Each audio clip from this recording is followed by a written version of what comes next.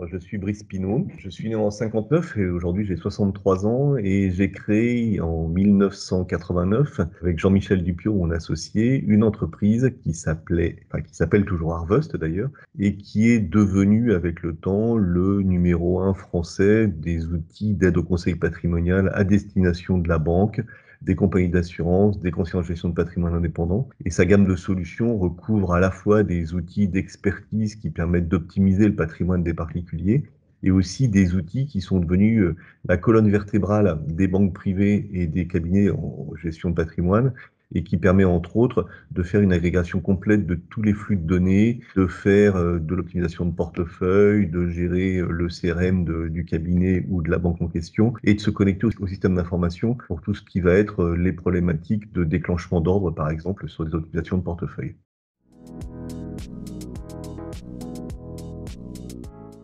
L'investissement de Nextage est arrivé en 2005. Alors déjà, en soi, c'est un succès parce qu'en 2005, Harvest rentrait en bourse sur le nouveau marché. Et pour nous, c'était déjà quelque chose d'important puisque c'est au moment où une société rentre en bourse, surtout à l'époque, ça voulait dire qu'elle avait déjà accompli un certain parcours, qu'elle était capable à l'époque de présenter 3 années de bilan avec des résultats positifs. Et pour nous, c'est déjà quelque chose d'important. Mais dans les faits, dans ma mémoire, l'année la plus importante pour moi, c'était 2007. Parce qu'en 2007, alors ça n'a pas été la seule de nos croissances externes, mais c'est pour moi la plus emblématique.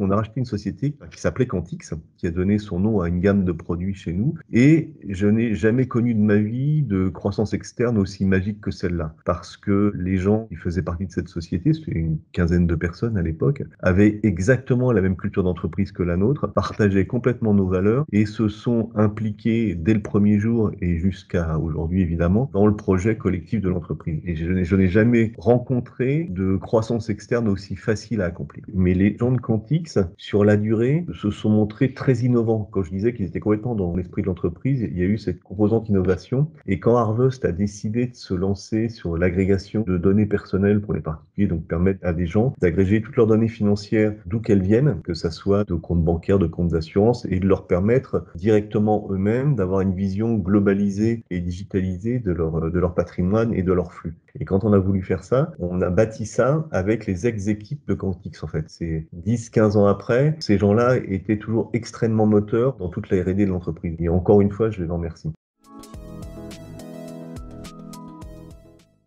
Oh, très simplement, oui, puisque on a vendu, Jean-Michel et moi, notre bloc majoritaire il y a maintenant bientôt 3 ans. Donc, c'était en 2018, autant que je me souvienne, le closing. Et ensuite, après le closing, on a fait une sortie bourse, donc on a déclenché une OPA. Et lors de ce déclenchement d'OPA, mécaniquement, Nextage, sur la valeur qui était proposée, a apporté ses titres immédiatement, sans chercher à valoriser plus cher. Et j'ai trouvé ça très élégant d'apporter ces titres à une OPA après avoir suivi des entrepreneurs pendant 12, 13, 14 ans, avec l'espoir simultanément que peut-être que l'entreprise aurait pu monter plus haut en termes de valorisation. Et à aucun moment, les dirigeants de Nextage ne se sont positionnés comme éventuellement des prédateurs de valeur, et ils ont tout de suite apporté leur titre, et je les en remercie, et j'ai trouvé ça vraiment élégant.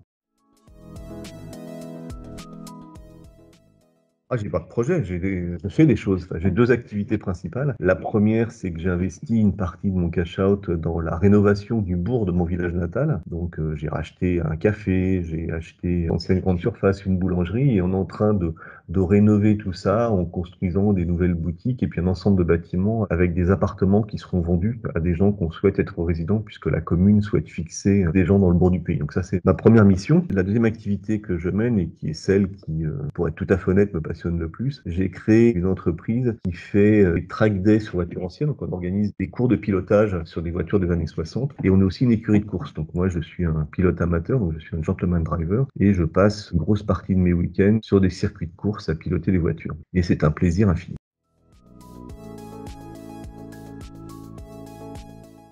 Oui, je pense même que j'en ai 2. Le premier, c'est ne pas chercher à gagner de l'argent, ça vient tout seul, c'est la cerise sur le gâteau quand ça se passe bien. Et le deuxième, c'est aimer ce que vous faites.